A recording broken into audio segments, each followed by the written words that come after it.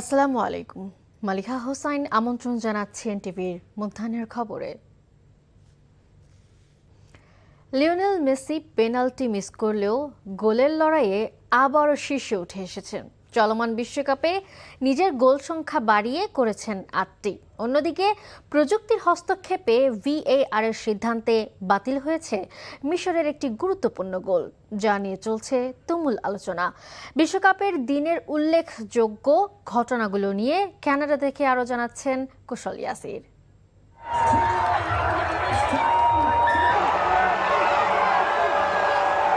বর্তমান চ্যাম্পিয়ন আর্জেন্টিনার বিপক্ষে দারুণ ম্যাচ খেললেও শেষ পর্যন্ত কান্নায় মাঠ ছাড়ল মিশর। তবে সমর্থকরা বলছেন এই ম্যাচটি ছিল তাদের জন্য গর্বের।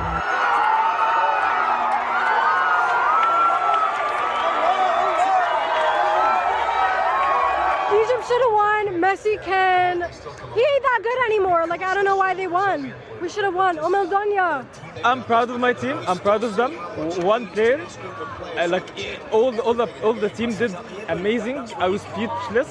এক বিশ্বকাপে দুইটি পেনাল্টি মিসের রেকর্ড করা লিওনেল মেসি এই ম্যাচে একটি অ্যাসিস্ট ও একটি গোল করেছেন। এই বিশ্বকাপে তার গোল সংখ্যা দাঁড়ালো ৮-এ।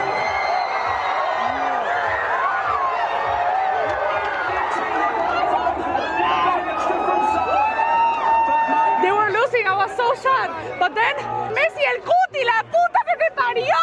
বাংলাদেশিরা বিশ্বের যে কোনো প্রান্তে থাক, এটা হোক ইউরোপ অথবা আমেরিকা, যেখানেই থাকুক তারা আর্জেন্টিনার ম্যাচকে যেন তারা সেই স্থানকে বানিয়ে ফেলে ঢাকা বিশ্ববিদ্যালয়ের TSC। আমরা অনেক খুশি। আমরা হলাম Argentina. We are from Bangladesh. We are proud for Bangladesh. এসেছি দেখছি পুরা পয়সা উছল দেবো আর্জেন্টিনা। মেসির কামব্যাক দেখতে হইলেই আর্জেন্টিনা মানেই কামব্যাক।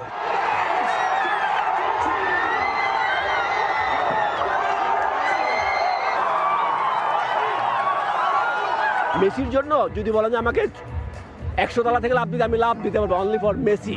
পুরো দলের সমন্বিত পারফরমেন্সে শেষ পর্যন্ত আর্জেন্টিনা জিতলো এবং আমাদেরকে, বিশেষ করে বাংলাদেশিদেরকে আরো একটা উপলক্ষ দিল, আরো একটা উদযাপনের। এখন আমরা আবার কথা শুনবো যে এটা রিগড, এটা সেটা ফাউল টাউল, সবাই আর কি বায়াস টাস বলতে চায়, but this is Messi, this is Argentina, always hope for till the last second.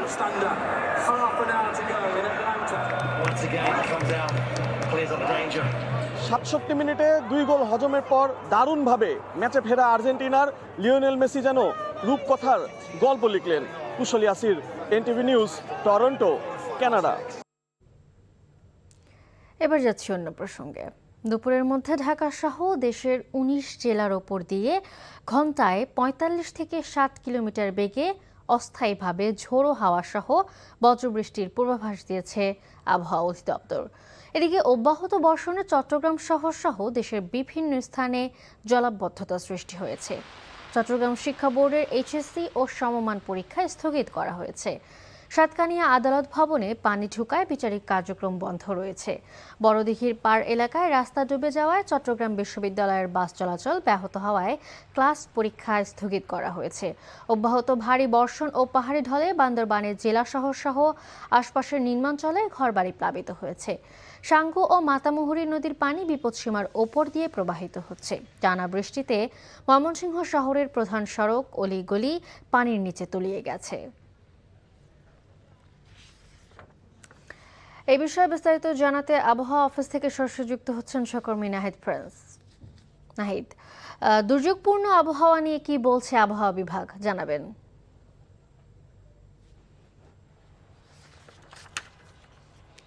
Maliha, আবহাওয়া অফিস বলেছে যে আগামী 3 দিন পর্যন্ত এই বৃষ্টি অব্যাহত থাকবে। 12 জুলাইয়ের পর থেকে বৃষ্টি ধীরে ধীরে কমবে, এটি তারা বলছেন। এছাড়া গতকাল থেকে আজকে পর্যন্ত 59 মিলিমিটার বৃষ্টি রেকর্ড করা হয়েছে ঢাকাতে। এর আগে 46 মিলিমিটার বৃষ্টি ছিল। পাহাড় এলাকায় তারা বলেছেন যে পাহাড় ধসের যে বিষয়টি তারা এটি খুবই জরুরিভাবেই তারা প্রচার করতে বলেছেন যে পাহাড় ধসের সম্ভাবনা রয়েছে, কারণ বান্দরবনে 324 মিলিমিটার বৃষ্টির রেকর্ড তারা করেছেন। এছাড়া খাগড়াছড়িতে 224 মিলিমিটার বৃষ্টি ইতিমধ্যে হয়েছে। তো তারা বলছেন যে পাহাড় ধসের সম্ভাবনা রয়েছে। এছাড়া বজ্রপাতের কথা তারা বলেছেন যে বজ্রপাতের সম্ভাবনা রয়েছে বরিশাল, খুলনা, এছাড়া এই ময়মনসিংহ, কিশোরগঞ্জ এসব এলাকায় কিন্তু টানা বর্ষণের ফলে বজ্রপাতও সৃষ্টি হতে পারে। তাই কৃষকরা যারা মাঠে গরু চড়ান তারা যেন বাসায় থাকেন বা সেই নিরাপদ স্থানে থেকেই তারা যেন তাদের কার্যক্রম করেন, কারণ দেখা যাচ্ছে যে প্রতি বছরই বজ্রপাতে 300-র অধিক মানুষ মারা যাচ্ছে। এবছরও 14 জন মানুষ ইতিমধ্যে বজ্রপাতে মারা গেছে। তো এই বিষয়ে তারা বলছেন যে ধীরে ধীরে ভারী অতি ভারী বৃষ্টি হতে পারে। আজকেও ভারী বৃষ্টিপাত হওয়ার সম্ভাবনা রয়েছে। ঢাকা জুড়ে গতকাল রাত থেকেও বৃষ্টি পড়েছে, এখনও বৃষ্টি পড়ছে, কিছুক্ষণ আগেও বৃষ্টি বন্ধ ছিল। তো এই বৃষ্টির কারণে রাজধানীতে জলাবদ্ধতাও কিন্তু সৃষ্টি হয়েছে বেশ কিছু এলাকায়।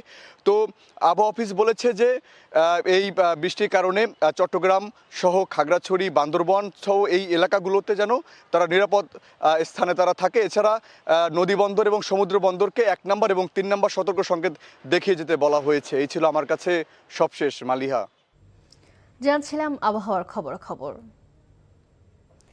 বান্দরবানে বৃষ্টিপাত ও পাহাড় ধসের খবরাখবর জানাতে সরাসরি যুক্ত হচ্ছেন স্টাফ করেসপন্ডেন্ট আলাউদ্দিন শাহরিয়ার। আলাউদ্দিন, এখনো কি বৃষ্টি হচ্ছে সেখানে, আর সবশেষ কি অবস্থা দেখতে পাচ্ছেন জানাবেন।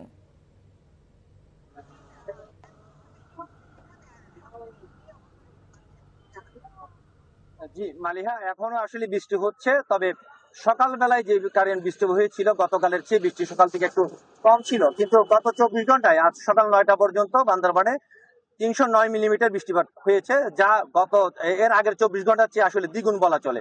তো বান্দরবানে আসলে বৃষ্টিপাত কন্টিনিউ হলো, থেমে সকাল থেকে বৃষ্টিপাত কমে যাওয়ার কারণে পানির যে প্লাবিত এলাকাগুলো থেকে পানি কিছুটা আসলে নেমে গেছে। আর আমি এখন দাঁড়িয়ে আছি হলো বান্দরবানের সাঙ্গু ব্রিজের উপর, যেটা বান্দরবান আসলে দুটি নদী মাতামুহুরী এবং সাঙ্গু দুটি আসলে বিপদসীমার উপর দিয়ে প্রবাহিত হচ্ছে।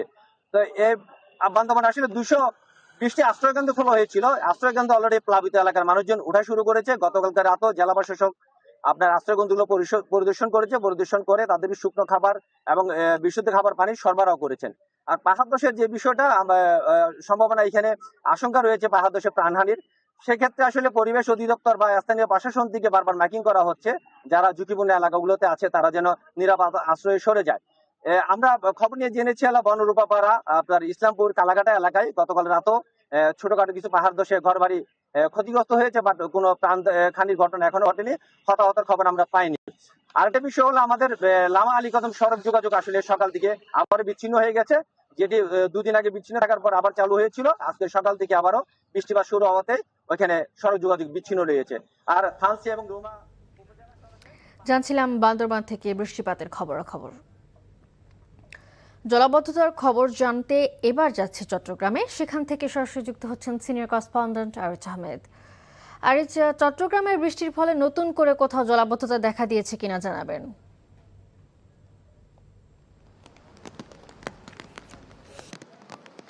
মালিহা, চট্টগ্রামে এই মুহূর্তে বেশ ভারী বৃষ্টিপাত হচ্ছে।